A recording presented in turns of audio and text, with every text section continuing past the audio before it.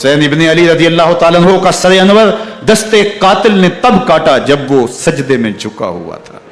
یزید نے کہا میں بیعت لوں گا، امام حسین نے کہا کبھی بھی نہیں دوں گا، یہ سر کٹ سکتا ہے جھک نہیں سکتا۔ سر کاٹ کے نیزے کی نوک پہ چڑھا دیا گیا اور یہ اس بات کا اعلان تھا کہ ہم جیت گئے اور حسینی ہار گئے، اور لشکر یزید میں غوغا مچ گیا، نقارے بجنے لگے کہ ہم جیت گئے، دیکھو امام حسین شہید کر دیے گئے، اور سر کاٹ کے نیزے کی نوک پہ چڑھایا گیا۔ لیکن لشکر یزید سے آواز آئی یہ کیسا سر ہے جو کٹ کے بھی سر بلندی ہے، کٹ گیا ہے پھر بھی اونچا ہے۔ اللہ اکبر، یہ سر سجدے میں کٹا ہے، رب کے حضور عبادت کی حالت میں کٹا ہے۔ حسین آج بھی سجدے میں ہے، اللہ اکبر، حسین آج بھی سجدے میں ہے، بلکہ کٹے ہوئے سر کا رخ زمین کی جانب تھا اور کٹی گردن آسمان کی طرف، یوں نیزے پہ پرویا گیا۔ اللہ اکبر، ایک شاعر نے نقشہ کھینچا، بآنکھ سر نیزے پہ اور سوئے زمین ہے روح، یعنی سجدہ ثانی کی ہے آرزو۔ رکعت کے 2 سجدے ہوتے ہیں، ابھی ایک سجدہ ہوا تھا کہ دستے قاتل نے سر کاٹ دیا، کہا حسین کی پیشانی میں دوسرے سجدے کی تمنا مچل رہی ہے۔ یہ تھا حسین ابن علی کا سجدہ، ساری زندگی رب کے حضور سجدہ قضا نہیں ہونے دیا۔ آج پانی نہیں ہے، اللہ اکبر، آج تیمم کر لیتے ہیں، آج اپنے خون کو اوڑ کر کے حسین نے اپنی پیشانی اپنے مالک کے حضور جھکا کر کے عظیمت کی وہ انوکھی داستان رقم کر دی کہ صدیاں گزرنے کے باوجود بھی ان کی یادوں کے چراغ روشن ہیں۔ جب حضرت امام حسین اور دوسرے آیان و انصار کو شہید کر دیا گیا تو ان کے سر نیزوں کی نوک پہ چڑھا دیے گئے۔ حضرت امام حسین کا کٹا ہوا سر اور باقی 71 افراد کے کٹے ہوئے سر نیزوں کی نوک پہ، اور 10 سواروں کو ابن سعد نے کہا کہ ان کو رون دو، اور گھوڑوں کی ٹاپوں تلے حضرت امام حسین رضی اللہ تعالیٰ عنہ اور ان کے آوان و انصار کو جو ہے وہ روندا گیا، حتیٰ کہ ان کی استخوان مبارک، ان کی ہڈیاں بھی چور چور ہو گئیں۔ روننے سے قبل ان کا لباس اتار لیا، ان کے کپڑے اتار لیے گئے۔ اللہ اکبر، کیسی دردناک گھڑیاں تھیں۔ یزید کا صرف یہی بد کرداری کا مرحلہ نہیں تھا، اس کربلا کے صحرا کے اندر یزید نے جس طرح امام حسین رضی اللہ تعالیٰ عنہ کو شہید کیا اور حضرت امام حسین کے خاندان کو شہید کیا، جب مدینہ المنورہ پر یزید نے مسلم بن عقبہ کو مقرر کیا، جس کو بزرگوں نے مصرب بن عقبہ کہا ہے، تو اس کو کہا 3 دن تک مدینے کا حرم تمہارے لیے حلال ہوگا، جو چاہو تم کرنا، اور شامی فوجوں کو اجازت ہوگی۔ تو وہاں بھی انہوں نے 10,000 تابعین اور 700 صحابہ کو شہید کیا۔ حضرت ابو سعید خدری رضی اللہ تعالیٰ عنہ گھر سے باہر نکلے، کافی بوڑھے ہو چکے تھے، تو انہوں نے حضرت ابو سعید خدری کو پکڑ لیا، کہا تم کون ہو؟ کہا مجھے ابو سعید خدری کہتے ہیں۔ تو کہا ہاں تمہارا نام سنا ہے، اور داڑھی سے پکڑ کے کھینچا اور کہا کہ ہے تمہارے پاس جو ہمیں دو؟ تو کہا کہ میرے پاس تو کچھ بھی نہیں، میں تو فقیر آدمی ہوں۔ تو ان کے گھر ان کو لے گئے، تو 2 کبوتر رکھے تھے حضرت ابو سعید خدری نے، تو وہ کبوتر لوٹ کے لے گئے۔ اللہ اکبر، حضرت ابن سنان رضی اللہ تعالیٰ عنہ کو، جو حضور کے علم بردار تھے فتح مکہ کے دن، ان کو ستو پہلے پہ لائے اور پھر ان کی گردن کاٹی گئی اور کہا یہ ہے وہ ستو جو تم زندگی میں آخری بار پیو گے۔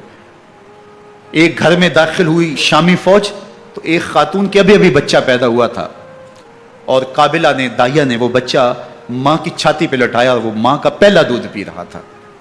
تو یہ جا کے کہنے لگے نکالو تمہارے پاس جو کچھ ہے۔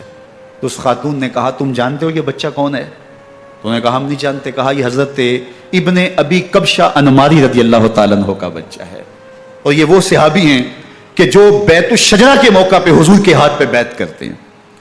انہوں نے اس چیز کا لحاظ نہ کیا کہ جو کچھ ہے وہ ہمیں دو، ورنہ تیرے بچے کو نہیں چھوڑیں گے۔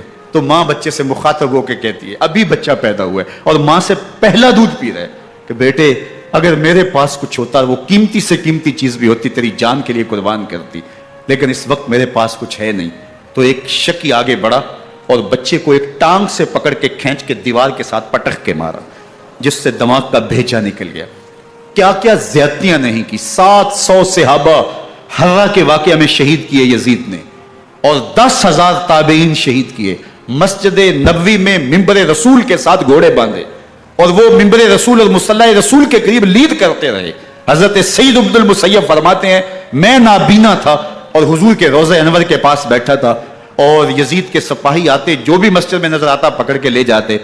مجھے نابینا سمجھ کے چھوڑ دیتے، لیکن میں پریشان تھا کہ ظہر کا وقت ہوگا، عصر کا وقت ہوگا، مغرب عشاء کا وقت ہوگا، نہ اذان، نہ اقامت، نہ جماعت، تو کیسے مجھے پتہ چلے گا کہ نماز کا وقت ہو گیا اور کیسی میری نمازوں کا کیا بنے گا؟ میں اس فکر میں بیٹھا تھا.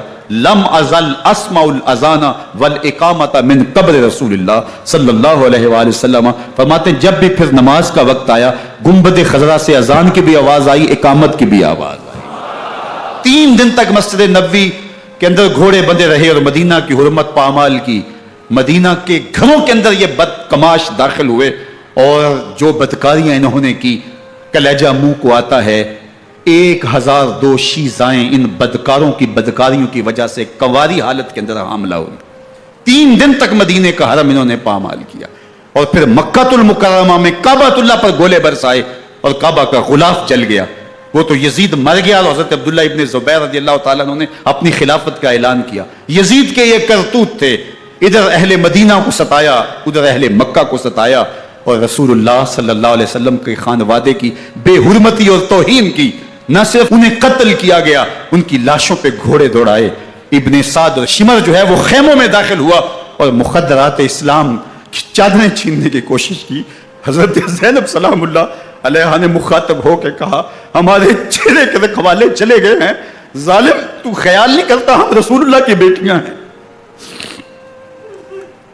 حضرت شہربانو، حضرت زین العابدین اور حضرت زینب سلام اللہ علیہ، ان تینوں کو ایک اونٹ پہ باندھا گیا اور باقی اونٹوں پہ باقی سادات کو، حضور کی شہزادیوں کو باندھا گیا، رسیوں میں جکڑا گیا اور اونٹوں پہ باندھ کر کے کوفے کی جانب آگے آگے شہیدوں کے سر چل رہے ہیں اور پیچھے یہ قافلہ چل رہا ہے. اور جب یہ قافلہ وہاں سے گزرا جہاں لاشیں پڑی تھی، امام زین العابدین 14 سال کے تھے اور بیمار تھے اور ان کا حوصلہ نہ ہوا، وہاں غشی ان کے اوپر آنے لگی. اور وہ منظر ابن کثیر نے، باقی لوگوں سب نے لکھا ہے کہ پھر جب ان کی یہ حالت ہوئی تو پھر سیدہ زینب سلام اللہ علیہ، جنہوں نے ابھی تک بڑے حوصلے کے ساتھ ساری مشکلات کا مقابلہ کیا تھا، اب ان کے بندھن ٹوٹ گئے اور آنکھوں سے آنسو بہنے لگے اور سیدہ زینب تھے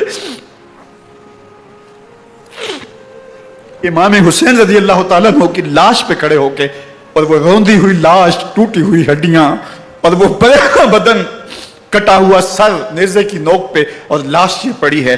تو حضرت سیدہ زینب نے مدینے کی طرف منہ کر کے جو ہے وہ حضور سے فریاد کی، یا محمد آہو، یا محمد آہو، ھذا حسین بالآراء مزمل بالدماء، یا محمد آہو بناتوں کا سبایا.